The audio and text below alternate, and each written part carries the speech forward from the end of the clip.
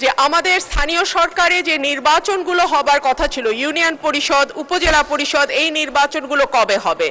সময়ে নির্বাচন অনুষ্ঠিত হবে এবং যে আমরা সিদ্ধান্ত একমত হয়েছি সেই সিদ্ধান্তে আমরা যথাসময়ে নির্বাচন অনুষ্ঠিত করব।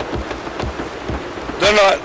মাননীয় স্পিকার, 2025-26 অর্থ বছরে মূল বাজেটে এডিপিভুক্ত প্রকল্পের সংখ্যা ছিল 218টি। এর মধ্যে স্থানীয় সরকার বিভাগের 11টি, এলজিইডির 117টি, ডিপিএইচ এর 37টি, ওয়াসা সমূহের 13টি ও সিটি কর্পোরেশন সমূহের 40টি। অন্যদিকে সিটি কর্পোরেশন, পৌরসভা, জেলা পরিষদ, উপজেলা পরিষদ এবং ইউনিয়ন পরিষদ সমূহের উন্নয়ন সহায়তা খাতে ব্যয় বরাদ্দ করা হয়। 25-26 অর্থ বছরে সংশোধিত বাজেটে এডিপিভুক্ত প্রকল্পের সংখ্যা ছিল 239টি।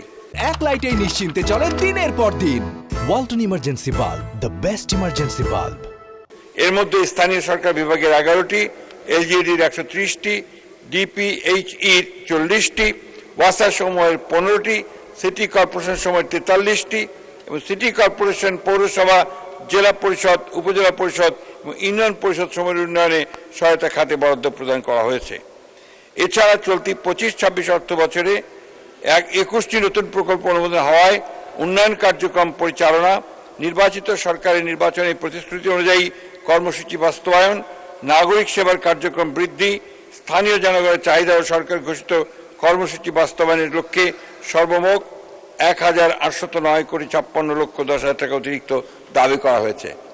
সেই জন্য মাননীয় স্পিকার, আমাদের মাননীয় সংসদ সদস্যদের ছাঁটাই প্রস্তাবগুলো গ্রহণ করা সম্ভব হলো না বলে আমি দুঃখিত।